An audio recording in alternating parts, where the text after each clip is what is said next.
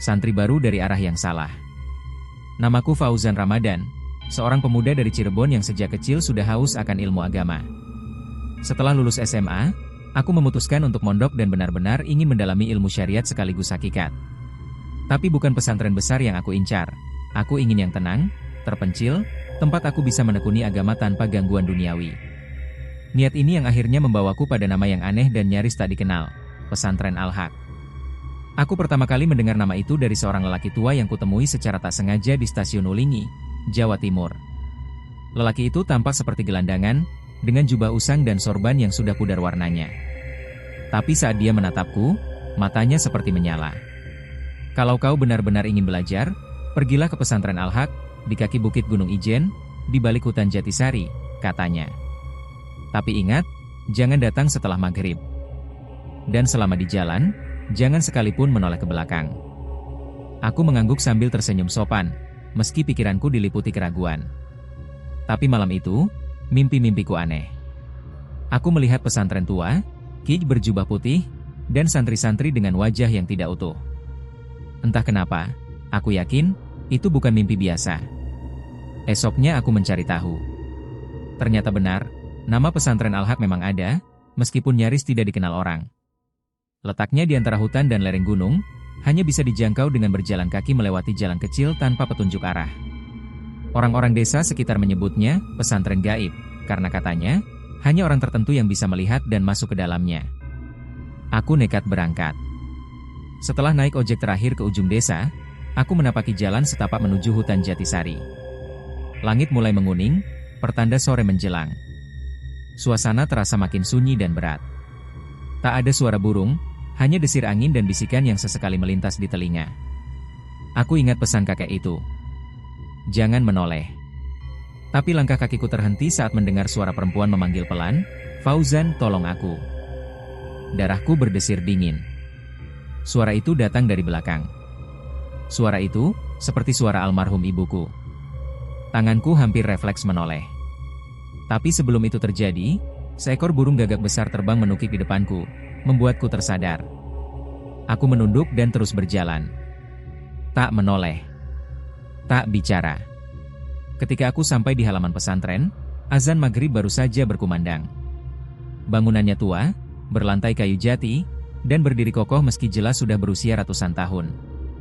Suasananya aneh, tenang, tapi juga menggetarkan jiwa.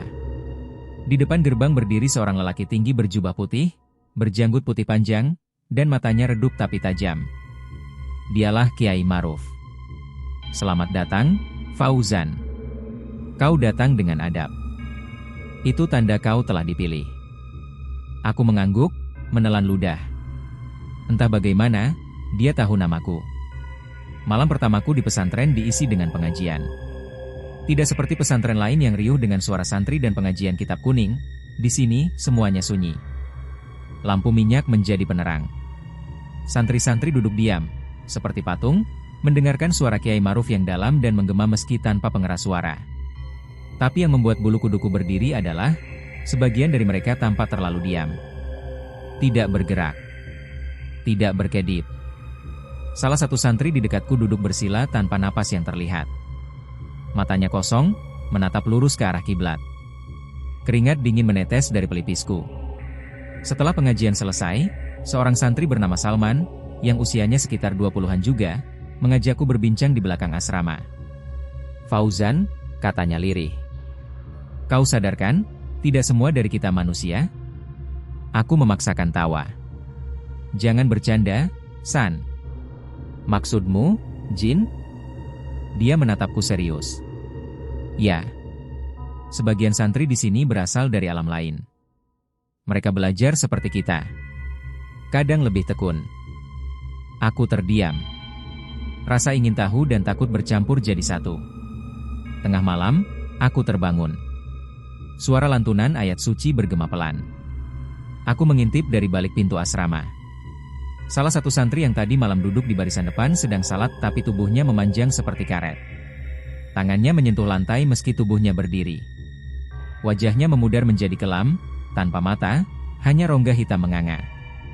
Dia berbalik, menatapku. Matanya tak ada, tapi aku bisa merasakan tatapannya. Lalu dia mengangguk pelan. Seolah berkata, "Jangan ganggu aku beribadah." Esok paginya, aku ingin kabur. Tapi sebelum sempat keluar halaman, Kiai Maruf memanggilku ke dalam bilik timur, ruangan kecil yang penuh kitab tua. "Kau tidak bisa pulang semudah itu," katanya lembut. "Tempat ini menampung pencari ilmu dari dua alam. Mereka datang ke sini bukan untuk menyakitimu. Tapi jika kau takut, ketakutanmu akan membangunkan yang seharusnya tetap tidur." Aku hanya bisa terdiam. Lalu beliau menunjuk ke arah satu ruangan terkunci. "Itu bilik utara.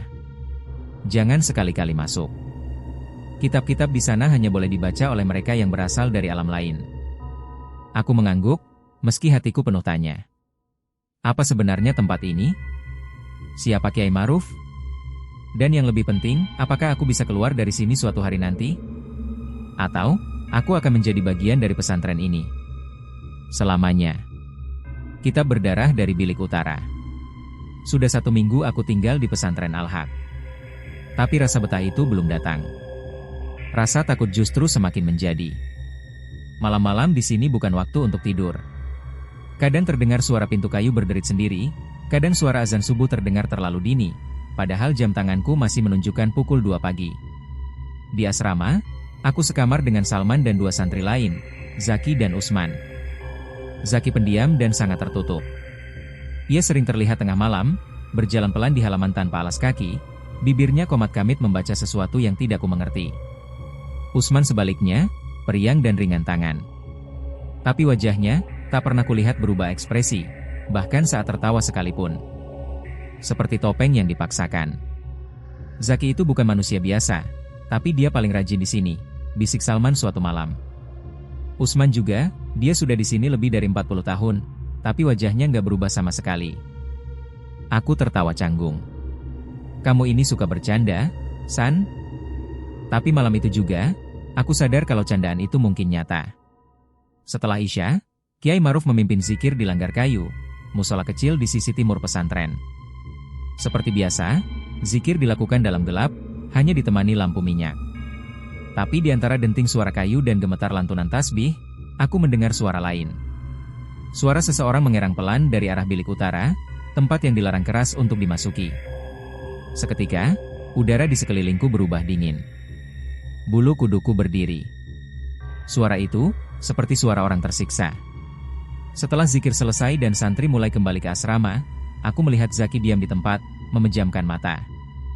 Tapi, tubuhnya bergetar. Kepalanya miring perlahan ke arah bilik utara, dan bibirnya membisikkan satu kata. "Iblis." Malam itu aku tak bisa tidur. Rasa penasaran menghantui, menggoda untuk melihat apa sebenarnya yang disembunyikan Kiai Maruf di balik bilik itu. Sekitar pukul 3 pagi, aku keluar dari kamar diam-diam. Langkahku ringan, napasku kutahan. Di lorong kayu yang sempit, suara angin seperti bisikan makhluk-makhluk tak kasat mata. Aku berdiri di depan pintu bilik utara.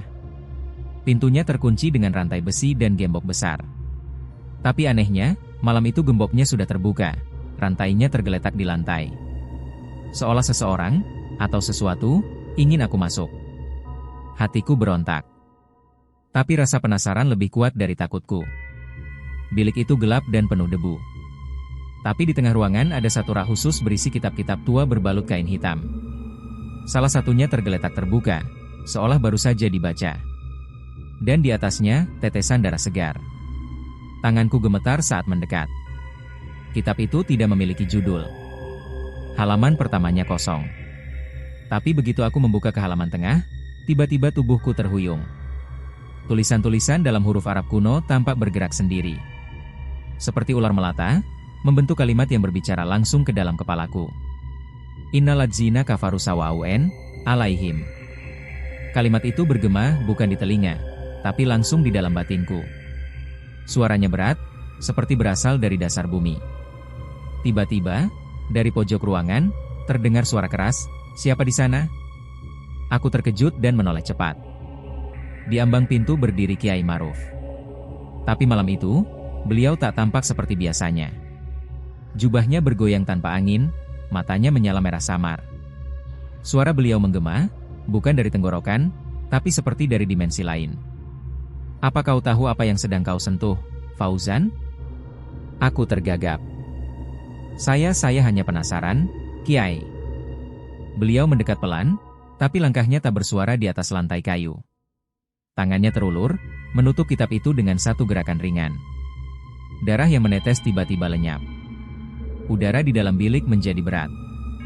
Kitab itu hanya bisa dibaca oleh makhluk yang tidak bernyawa. Kau belum mati, Fauzan. Jangan coba mengerti ilmu yang belum waktunya.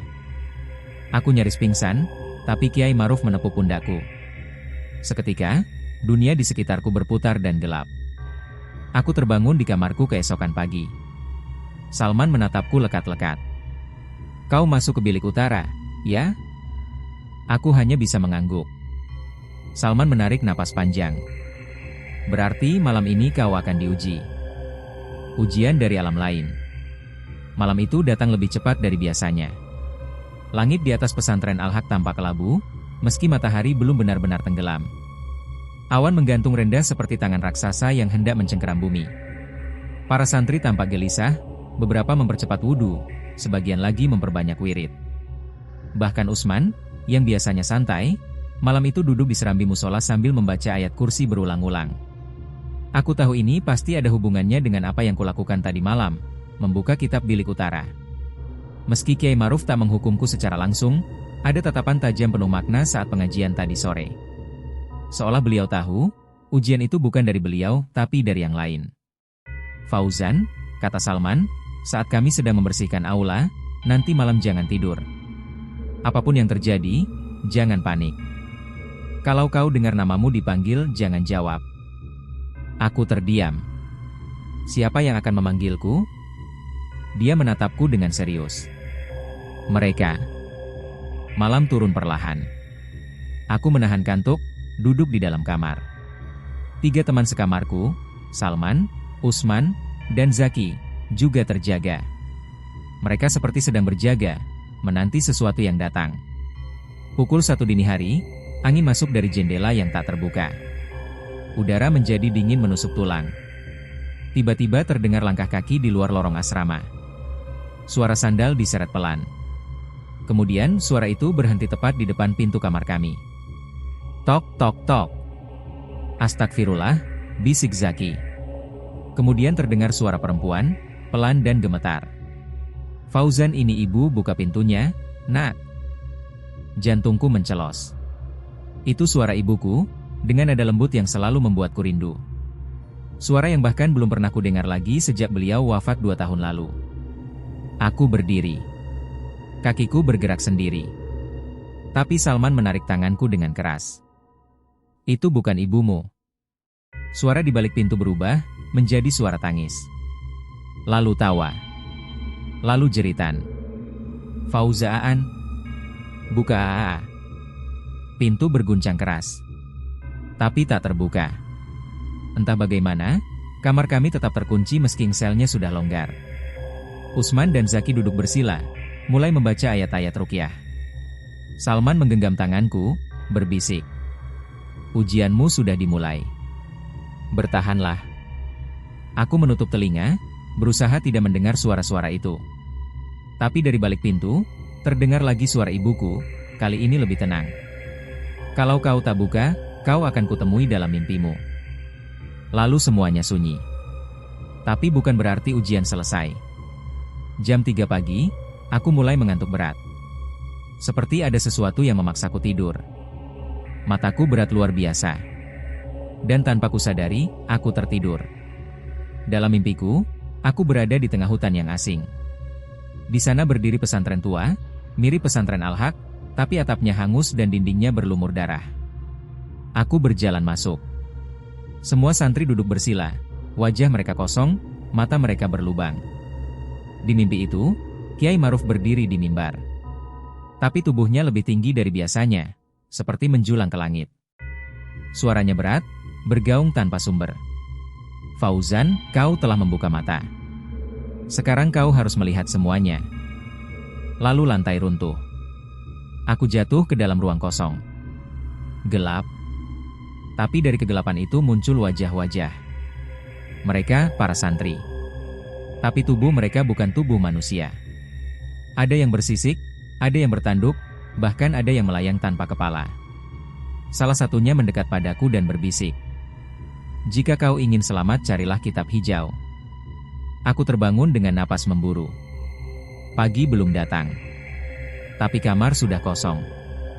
Ketiga teman sekamarku entah kemana. Aku berdiri pelan, keluar ke lorong. Lorong itu gelap gulita. Satu-satunya cahaya datang dari arah perpustakaan, tempat bilik-bilik kitab berada. Aku berjalan ke sana, meski tubuhku gemetar. Di tengah ruangan, sebuah meja tua berdiri. Dan di atasnya ada sebuah kitab bersampul hijau, menyala samar seolah mengundangku.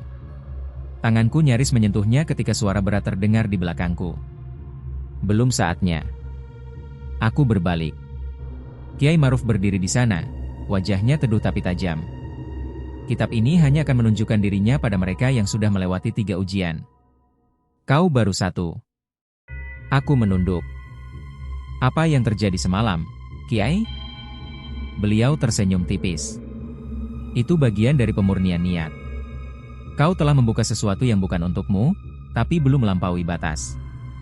Jika kau ingin bertahan, kau harus kuat, tidak hanya akalmu, tapi juga hatimu." Sebelum pergi, beliau berkata pelan, "Mulai hari ini, kau bukan santri biasa. Alam lain telah mengenalmu." Aku hanya bisa diam. Tapi dalam hati, aku tahu, aku belum melihat apa-apa. Dan malam-malam ke depan akan jauh lebih mengerikan. Suara dari sumur tua. Setelah malam penuh teror itu, suasana pesantren Al-Haq tak lagi sama bagiku. Langkah para santri terdengar lebih berat, zikir mereka lebih dalam, dan tatapan mata mereka seolah menyimpan beban yang tak bisa dibagi. Salman, Zaki, dan Usman, 3 teman sekamarku, semakin pendiam. Mereka sering menghilang setelah subuh, dan kembali menjelang maghrib dalam kondisi lelah. Aku tak pernah tahu kemana mereka pergi. Hingga suatu malam, Salman memanggilku pelan dan berkata, "Fauzan, sudah saatnya kau ikut kami. Ujian kedua menunggumu di bawah tanah." Aku sempat ragu. Tapi rasa penasaran mendorongku. Kami berjalan melewati kebun belakang pesantren yang jarang dilewati santri lain. Di antara rimbun pohon pisang dan semak berduri, tersembunyi sebuah sumur tua. Batu-batunya ditumbuhi lumut, bibirnya ditutup dengan kayu tebal dan gembok besi. Zaki mengeluarkan kunci dari dalam jubahnya dan membuka gembok itu. "Sumur ini sudah ada sebelum pesantren dibangun," ujar Usman. "Menurut cerita, dulu tempat ini bekas padepokan seorang wali. Tapi setelah beliau wafat, sumur ini menjadi gerbang ke alam lain." Aku menelan ludah. "Alam lain maksud kalian jin?" Zaki menggeleng. "Bukan hanya jin. Ada yang lebih tua, lebih dalam, dan lebih lapar." Satu persatu kami turun menggunakan tangga tali. Dinding sumur dipenuhi coretan huruf-huruf Arab kuno, sebagian menyala redup saat tersentuh cahaya obor. Semakin ke bawah, udara makin dingin dan lembab. Aroma tanah bercampur darah menusuk hidungku. Di dasar sumur, terbentang lorong sempit yang mengarah ke gua kecil. Dan di sana, di tengah gua itu, terdapat sebuah pintu batu dengan simbol aneh. Tertulis di atasnya, "Pintu ini hanya terbuka untuk yang pernah memanggil kematian dan ditolak olehnya." Salman menoleh padaku. "Kau pernah mati suri, kan? 2 tahun lalu, saat tenggelam di sungai?" Aku terperanjat. "Kok kau tahu?" Mereka semua tahu, Fauzan. Termasuk Kiai Maruf.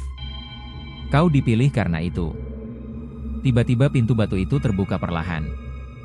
Gemuruh terdengar dari dalam, disertai suara tangis anak-anak. Tangisan itu bergema, menyayat, seperti ribuan arwah yang merintih minta tolong. Aku melangkah masuk, sendiri. Yang lain tetap di luar. Gua di balik pintu batu gelap gulita, tapi entah bagaimana aku bisa melihat. Dindingnya terbuat dari tulang belulang, lantainya licin seperti dilapisi darah. Di ujung ruangan, berdiri sebuah cermin besar, tapi bukan sembarang cermin. Bayanganku di dalam cermin bukan aku. Mataku kosong. Kulitku pucat. Dan di belakangku, terlihat sosok-sosok hitam dengan tangan panjang, berdiri diam, menatap ke arahku dengan tatapan kosong. Salah satu sosok itu berbisik, "Fauzan, jika kau ingin lolos, jawab teka-teki kami." Jika kau salah, kami akan menggantikan tempatmu di dunia nyata. Tiba-tiba, cermin itu memantulkan tulisan. Aku ada sebelum doa, hidup dalam sunyi, dan hanya muncul saat manusia takut. Siapakah aku? Aku berpikir keras. Dalam gelap, dalam sunyi, dalam ketakutan satu kata muncul di benakku. Bayangan. Begitu aku mengucapkannya, sosok-sosok itu menghilang. Cermin itu retak, lalu runtuh menjadi debu. Dari balik pecahannya, muncul benda kecil berwarna perak, sebuah kunci berbentuk aneh, dengan simbol sama seperti yang ada di kitab hijau. Aku mengambil kunci itu dan perlahan keluar dari gua. Salman dan yang lain menungguku, wajah mereka tegang. Dia berhasil, kata Zaki. Gerbang kedua sudah terbuka. Saat kami naik kembali ke permukaan, azan subuh menggema dari langgar. Tapi suara azan itu terdengar sedikit berbeda. Ada gema lain, suara tumpang tindih, seperti dua dimensi bersamaan sedang mengumandangkan panggilan. Kiai Maruf sudah menunggu kami di serambi musola. Beliau menatapku, lalu tersenyum. Selamat, Fauzan. Kau sudah memasuki wilayah yang tidak bisa dilalui banyak manusia. Tapi ingat, di ujian berikutnya, bukan hanya jiwamu yang dipertaruhkan, tapi juga semua yang pernah mencintaimu. Aku hanya bisa menunduk. Di dalam saku jubahku, kunci perak itu berdenyut hangat seolah hidup. Dan malam selanjutnya, aku bermimpi ibuku lagi. Tapi kali ini, wajahnya tidak utuh. Wujud asli santri malam. Hari-hariku di pesantren Al-Haq ini dibayangi oleh mimpi-mimpi ganjil. Dalam tidurku, ibu datang tanpa wajah, kadang menangis, kadang hanya berdiri menatapku dari balik kabut. Tapi yang paling mengganggu adalah suara-suara aneh yang terus memanggil dari dalam saku jubahku, tempat kunci perak dari lorong sumurku simpan. Kiai Maruf belum berbicara banyak sejak aku berhasil melewati ujian kedua. Tapi malam itu, selepas zikir, beliau memanggilku ke serambi utara pesantren, tempat yang biasanya tertutup untuk santri biasa. Kau sudah mulai melihat, Fauzan, kata beliau lirih. Tapi ada satu hal yang belum kau sadari. Tidak semua santri di pesantren ini berasal dari dunia yang sama denganmu. Aku terdiam, menahan napas. Ujian ketigamu adalah melihat wajah asli para santri malam. Dan itu hanya bisa dilakukan saat jam 3 gelap. Apa itu, Kiai? Beliau menatapku dengan mata yang lebih dalam dari malam. Jam ketika alam manusia dan alam gaib bertumpuk paling dekat. Tidak semua orang bisa melewatinya dengan waras. Malam itu, aku disuruh tidak tidur. Di kamar, hanya aku dan Zaki. Usman dan Salman pergi entah kemana. Zaki duduk bersila di pojok ruangan, matanya terpejam tapi mulutnya komat kamit membaca wirid dalam bahasa yang tidak kupahami. Aneh, bahasa itu bukan Arab, tapi terasa sakral, bahkan menusuk ke kepala. Pukul 2.59 dini hari, udara tiba-tiba hampa. Tidak ada suara jangkrik. Tidak ada angin. Jam dinding berhenti berdetak.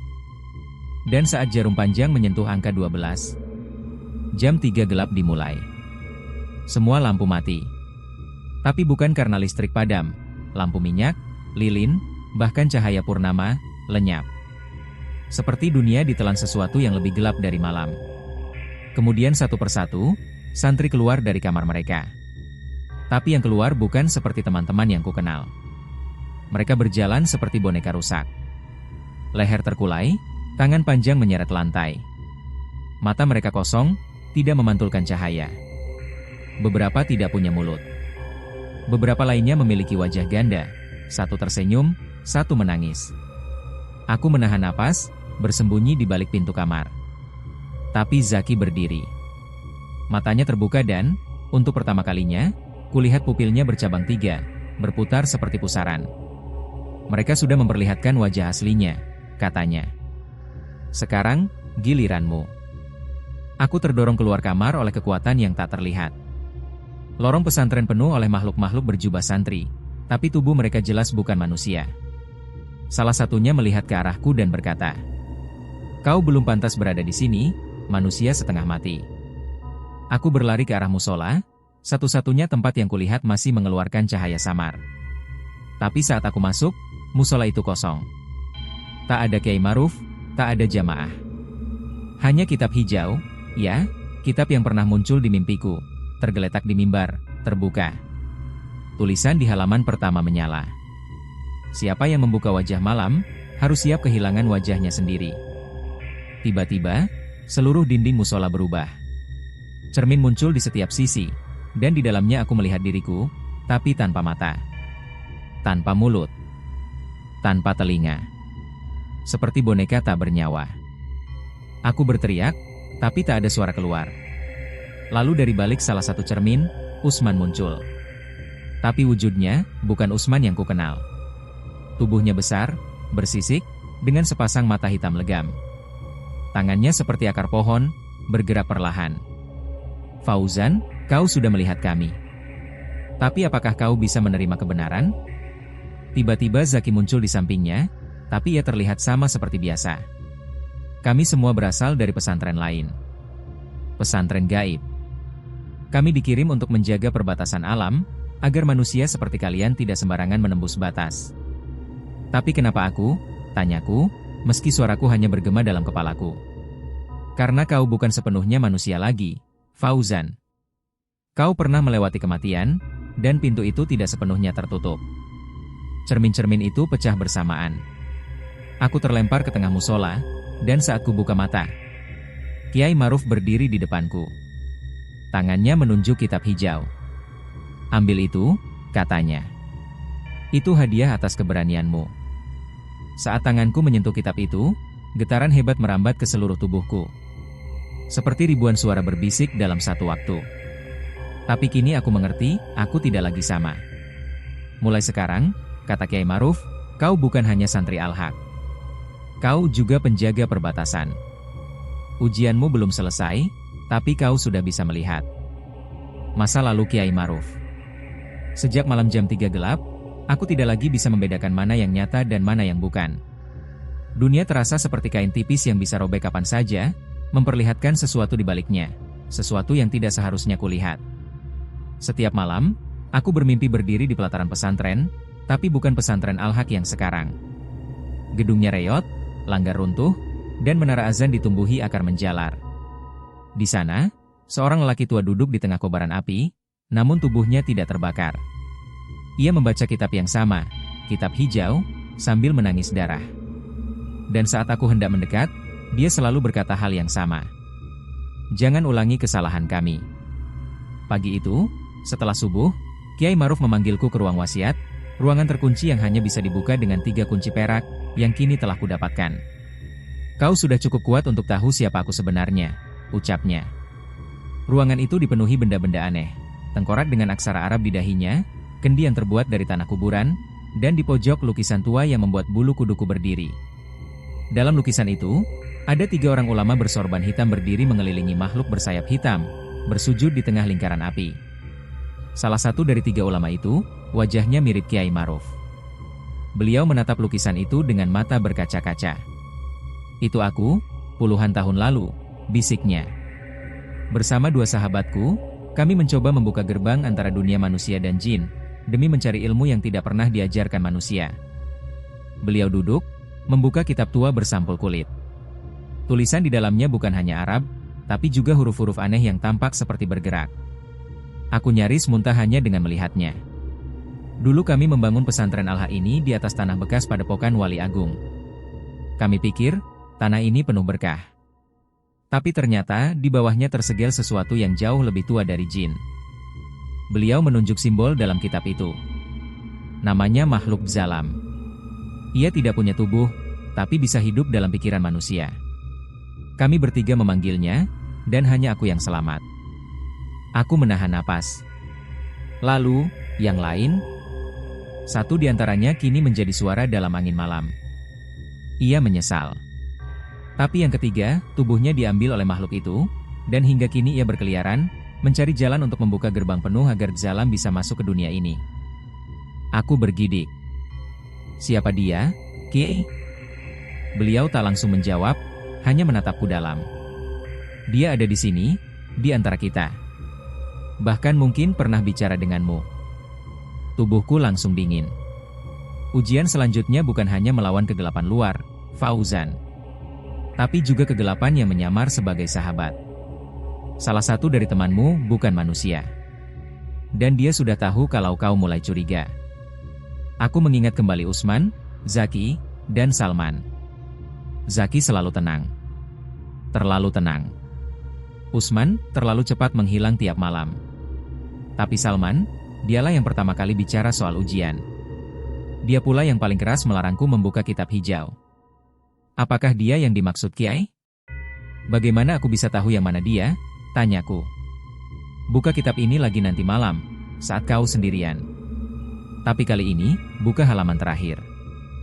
Dan bersiaplah, karena dia akan tahu kau melihat wujudnya. Malam pun datang. Aku duduk sendirian di kamar. Zaki sedang di perpustakaan, Usman tidur, dan Salman belum terlihat. Aku menaruh kitab hijau di atas pangkuanku, membukanya perlahan. Halaman terakhir hanya berisi satu kalimat. Yang tertawa saat dunia menangis, itulah wajah asli pengkhianat. Tiba-tiba terdengar suara tawa dari balik jendela kamarku.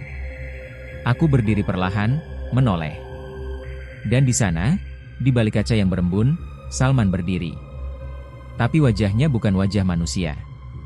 Matanya merah menyala, bibirnya robek ke telinga, dan di dahinya terukir simbol yang sama seperti dalam kitab.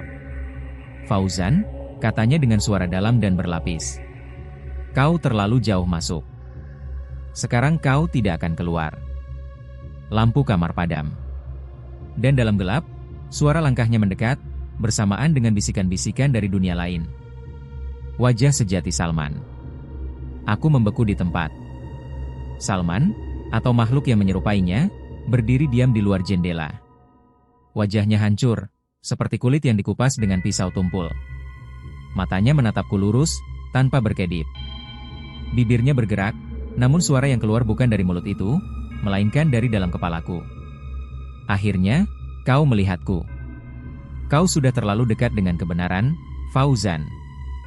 Aku ingin berlari, ingin berteriak, tapi tubuhku tak bisa digerakkan.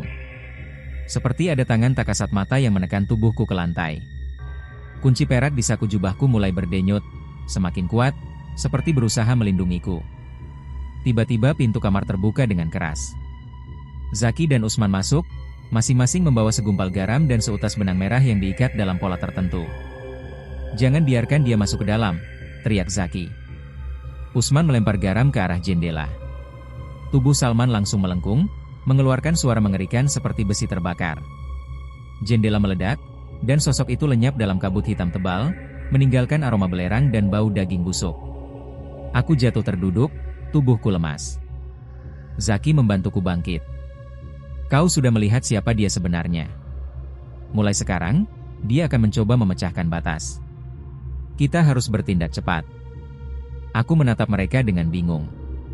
"Kalian siapa sebenarnya?" Usman mengangguk pelan. "Kami utusan dari pesantren Kasif. Tempat para penjaga perbatasan dilatih. Kami dikirim ke Al-Haq bukan hanya untuk belajar, tapi untuk memastikan segel di bawah pesantren ini tidak pecah." Zaki menambahkan, "Dan sekarang, segel itu mulai retak karena keberadaanmu." Aku mundur satu langkah. "Karena aku? Kau membawa sisa jiwa dari dunia seberang, Fauzan. Kematian pernah menyentuhmu, tapi tidak menarikmu masuk. Itu membuatmu seperti celah." Dan Salman, dia mencoba memanfaatkan itu untuk membuka kembali pintu yang dulu ditutup Kiai Maruf dan kedua sahabatnya. Usman menarik nafas dalam. "Kita harus kembali ke sumur malam ini. Ke ruang di bawah tanah tempat kunci pertama kau temukan. Di sana, kita bisa melihat apakah segel masih utuh." Aku setuju, meski tubuhku masih gemetar. Malam itu, kami turun lagi ke sumur. Tapi kali ini lorongnya berbeda. Dinding-dindingnya berubah, seperti hidup. Tulisan-tulisan Arab kuno menyala merah, bukan hijau seperti sebelumnya. Getaran di tanah semakin terasa kuat, dan aroma belerang semakin pekat. Di ujung lorong, pintu batu yang dulu tertutup kini menganga. Di dalamnya, ada salib terbalik, namun bukan simbol agama. Di tengah lingkaran terdapat tanda zalam, simbol yang terukir di dahi Salman. "Dia sudah masuk ke tahap ketiga," gumam Zaki. "Kalau dia berhasil menemukan tubuh wadah, maka gerbang akan terbuka penuh." Aku menatap mereka. "Apa maksudnya, tubuh wadah?" Usman menatapku. Tubuh yang pernah disentuh kematian, dan belum sepenuhnya kembali.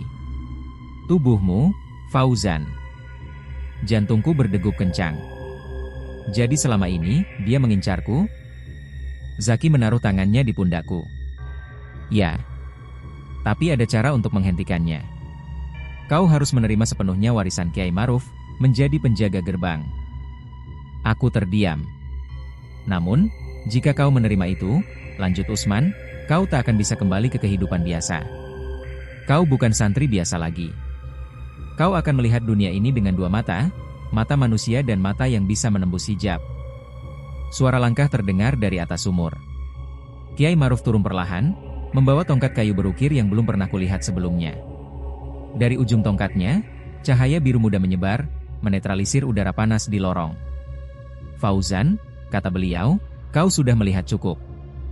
Kini saatnya memilih. Beliau menyodorkan tongkat itu padaku. Aku menyentuhnya, dan seketika, seluruh kenangan yang bukan milikku masuk ke dalam pikiranku. Perang di antara para penjaga dan makhluk-makhluk malam, pengkhianatan sahabat Kiai Maruf, hingga wajah Salman, saat masih manusia, sebelum tubuhnya dirasuki.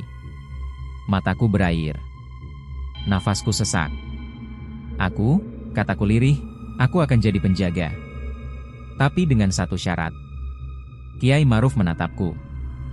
Sebutkan. Jika aku berhasil menjaga gerbang ini, biarkan aku satu kali saja, kembali ke dunia luar.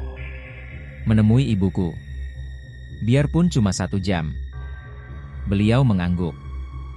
1 jam, sebelum takdir membawamu sepenuhnya ke jalan ini. Dari balik tongkat, cahaya menyelimuti tubuhku. Kunci perak di saku meleleh, menyatu ke kulit dada kiriku, menjadi tanda segel baru. Kini, aku bukan hanya santri. Aku penjaga. Dan malam itu, Salman datang sekali lagi. Tapi kali ini, aku sudah siap. Pertarungan di gerbang Zalam. Malam itu, hujan turun tanpa suara. Seperti air yang jatuh tapi tak menyentuh tanah. Langit di atas pesantren tidak lagi hitam, melainkan merah tua, seperti luka terbuka yang belum mengering. Angin berdesir, membawa bisikan nama-nama yang tidak pernah kukenal, namun entah kenapa terasa akrab. Aku berdiri di pelataran sumur tua, bersama Kiai Maruf, Zaki, dan Usman. Pakaian kami sudah bukan lagi jubah santri biasa. Jubah baru berwarna kelabu pekat menyelimuti tubuh kami, dengan simbol penjaga di dada, segitiga terbalik dengan mata di tengahnya. Dia akan datang saat jam 3 gelap dimulai, kata Kiai Maruf. Tapi kali ini, gerbang tak bisa kita tutup dengan doa saja. Kita harus mengikatnya, menyegelnya kembali. Dan itu hanya bisa dilakukan oleh pemilik tubuh wadah. Aku. Di sekeliling sumur, lingkaran segel telah digambar. Garam, benang merah, darah ayam hitam, dan serpihan kitab tua yang direndam air zam-zam. Di tengahnya, aku berdiri. Seketika, udara berubah. Semua suara lenyap. Waktu membeku. Dan dari celah tanah yang terbuka sedikit demi sedikit, asap hitam menyembur. Aroma belerang menyayat hidung, dan dari dalam kabut itu, Salman muncul. Tapi bukan lagi Salman yang aku kenal. Tubuhnya kini setinggi 2 meter, dengan kulit menghitam seperti arang terbakar.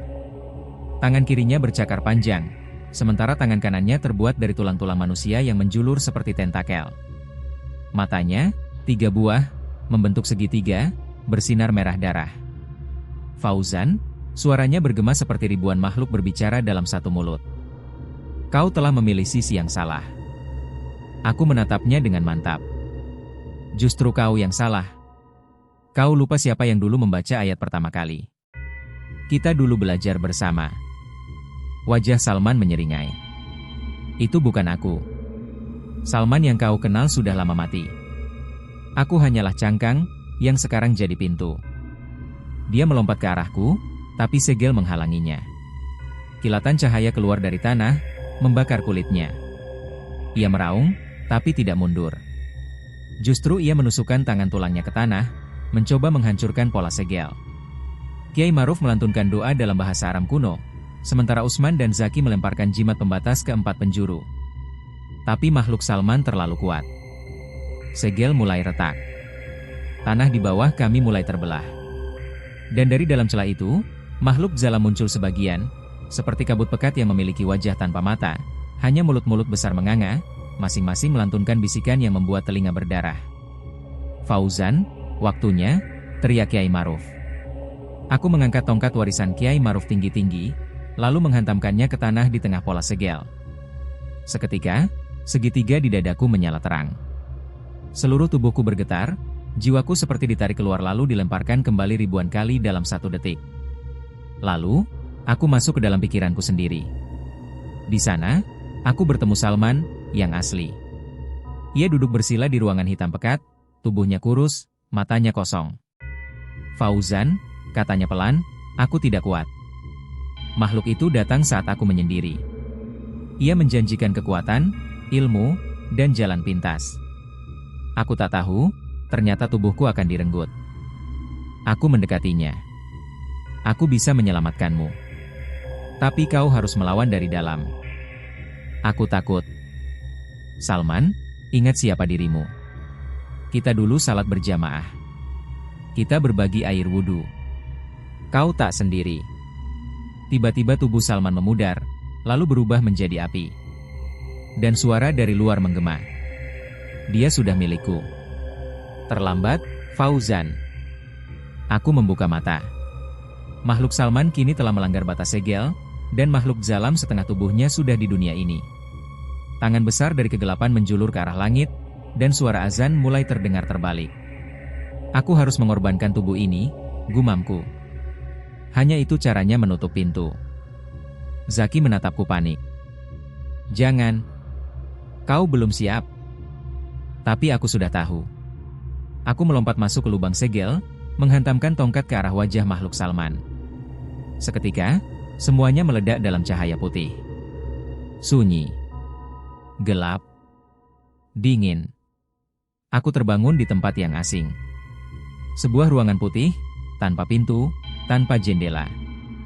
Hanya suara Kiai Maruf yang bergema dari kejauhan. "Kau berhasil." Tapi pintunya belum benar-benar tertutup. Masih ada 2 segel lagi di bagian terdalam pesantren. Aku menatap tanganku. Kini, bukan lagi tangan manusia. 2 segel terakhir. Aku tidak tahu berapa lama aku berada di tempat ini. Semuanya putih. Tanpa langit, tanpa lantai, tanpa arah. Hanya ruang kosong seluas tak terhingga yang menelan suaraku sendiri. Namun aku masih hidup. Tanganku bukan lagi tangan manusia.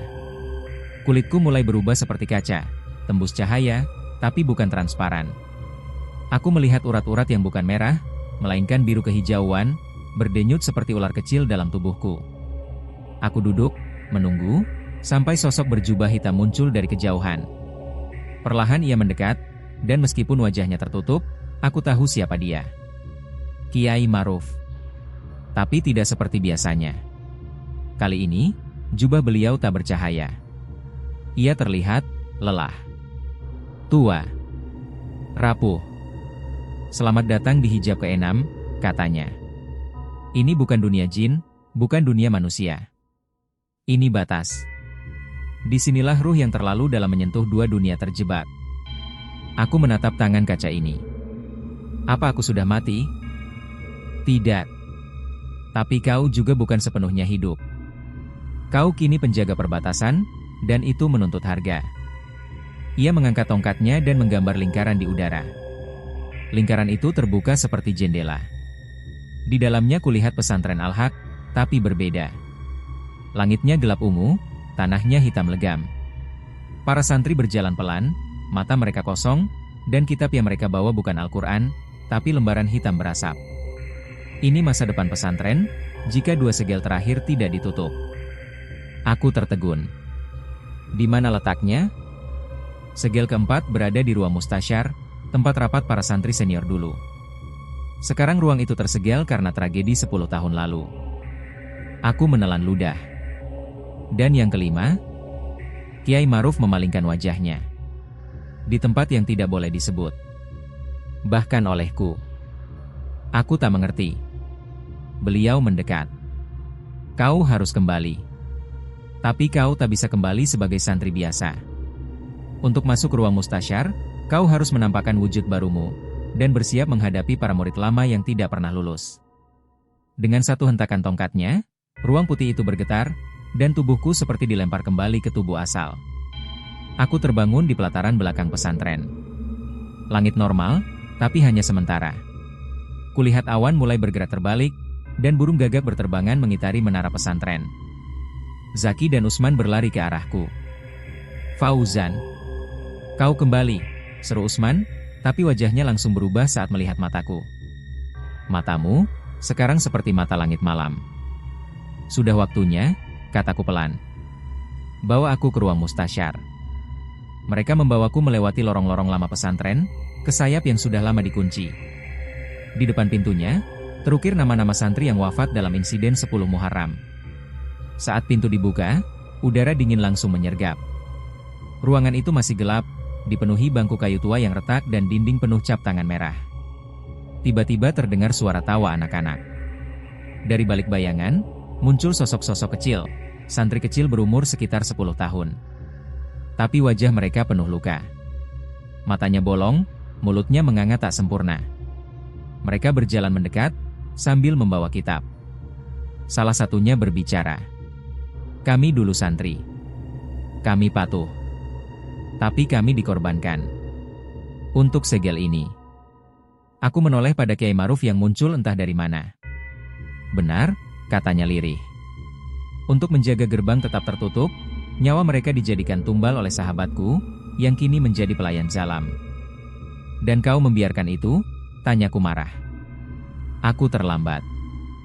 Saat aku kembali dari perjalanan ruhani, mereka sudah mati. Segel di lantai ruang mustasyar mulai menyala merah. Sosok para santri kecil itu perlahan terangkat ke udara, dan meledak jadi cahaya. Aku berdiri di tengah pola. Cahaya di dadaku menyala. Dan dengan satu pukulan tongkat ke lantai, segel keempat tertutup kembali. Tapi sebelum segalanya mereda, sebuah lubang muncul di dinding, membuka portal ke ruang terakhir. Di dalamnya hanya ada satu benda, keranda. Kayu hitam, dililit benang putih dan ayat-ayat yang sudah pudar. Zaki berbisik, "Itu adalah segel terakhir?" Kiai Maruf mengangguk. "Dan itu adalah tubuh sahabatku yang dulu menjadi pengkhianat. Ia belum mati. Hanya tidur. Jika keranda itu terbuka, maka gerbang besar terbuka sepenuhnya." Usman gemetar. "Apa kita akan menghadapinya?" Aku menggenggam tongkatku kuat-kuat. "Tidak. Aku sendiri yang akan masuk ke sana. Penjaga terakhir." Keranda itu berdiri sendiri di tengah ruangan. Ruangan tanpa cahaya, tanpa dinding, tanpa atap. Hanya lantai dari batu hitam yang terasa dingin seperti salju, tapi bergetar seperti napas. Di sekeliling keranda, mengambang kitab-kitab usang, semua terbuka di halaman-halaman kosong, dengan tinta darah yang terus menetes, membentuk kalimat yang terus berubah. Aku berdiri di sana. Sendiri. Kiai Maruf menunggu di luar pintu dimensi. Zaki dan Usman tidak diizinkan masuk. Kata beliau, "Jika kalian masuk, kalian tidak akan bisa kembali." Di dalam ruangan ini, waktu tidak ada. Keranda itu perlahan terbuka. Dari dalamnya, sosok lelaki tua bangkit. Tubuhnya kurus, wajahnya tertutup kerudung kain kafan yang sudah menghitam. Di dadanya, segitiga besar terbakar merah, seperti luka yang tidak pernah sembuh. "Aku adalah Al-Ghafar," katanya, suaranya serak namun tajam seperti beling. "Pendiri pertama pesantren ini. Guru dari Kiai Maruf. Dan pelayan pertama makhluk zalam." Aku menelan ludah. Jadi inilah dia. Lelaki yang dahulu disebut-sebut dalam kitab rahasia itu. Yang konon mengorbankan satu kelas santri untuk menyegel gerbang besar. "Kenapa kau lakukan itu?" tanyaku. Ia tertawa. "Karena ilmu yang sebenarnya tidak berasal dari dunia ini." Tangannya terangkat, dan tiba-tiba ruangan berubah. Aku melihat gambaran masa lalu, pesantren dalam bentuk kuno, bangunan dari kayu, santri-santri kecil berjalan sambil membawa lilin. Dan Al-Ghafar muda, duduk bersama makhluk zalam dalam bentuk bayangan tinggi yang tidak bisa didefinisikan. "Aku ingin membuka semua hijab," katanya. "Melewati batas-batas syariat dan sampai ke inti ruhani. Tapi kau melanggar." "Mengorbankan?" bentakku. manusia tidak akan pernah paham. Ilmu tertinggi butuh harga. Aku maju. Tongkat warisan Kiai Maruf di tanganku kini menyatu dengan tubuh. Segitiga di dadaku bersinar, mataku mulai melihat lapisan-lapisan yang bahkan belum pernah kujamah. Aku di sini untuk menutup segel. Untuk selamanya. Al-Ghafar tertawa. Tangannya terbakar, tubuhnya berubah perlahan menjadi makhluk bersayap dari tulang, dengan wajah yang terus berubah menjadi wajah-wajah para santri yang telah mati. Kalau begitu, buktikan bahwa kau pantas menjadi penjaga terakhir. Lalu pertempuran pun terjadi. Aku melayang, bukan dengan tubuh, tapi dengan roh. Setiap doa yang kulafalkan berubah menjadi panah cahaya, dan dia membalas dengan lembaran-lembaran kitab hitam yang terbang seperti pisau. Suara zikir dan bisikan terkutuk bertabrakan di udara. Aku jatuh. Terhempas. Tapi setiap kali hampir tumbang, wajah para santri yang selamat, Zaki, Usman, bahkan Salman, muncul dalam pikiranku. Aku bangkit. Dan dengan satu hentakan, aku menancapkan tongkatku ke jantung Al-Ghafar. Tubuhnya membatu, lalu pecah menjadi pasir hitam. Keranda tertutup kembali, dan dari dalamnya, cahaya menyembur. Cahaya itu naik ke langit ruang tanpa atap, dan segitiga di dadaku terbakar terang, menjadi segel terakhir. Lalu, segalanya lenyap. Aku terbangun di halaman pesantren. Langit cerah. Burung-burung kembali berkicau. Santri-santri mengaji di serambi masjid. Tapi aku tahu, aku bukan lagi Fauzan yang dulu. Zaki dan Usman menyambutku dengan senyum lega, tapi mereka bisa melihat bahwa mataku berbeda. Dalam. Tak sepenuhnya manusia. Kiai Maruf mendekat, meletakkan tangan di bahuku. Kau berhasil. Aku mengangguk. Tapi dunia ini masih punya banyak pintu lain, kan? Beliau tersenyum samar. Dan kini, kau penjaganya. Pesantren Al-Haq tetap berdiri. Namun setiap malam Jumat, suara langkah kaki terdengar di pelataran sumur tua. Suara tongkat yang menghentak tanah. Dan kadang, samar-samar, terlihat seorang pemuda berjubah kelabu dengan mata bercahaya, duduk di serambi, mengawasi. Namanya Fauzan. Dan ia bukan lagi murid. Ia penjaga. Dari pesantren, yang tak semua muridnya manusia.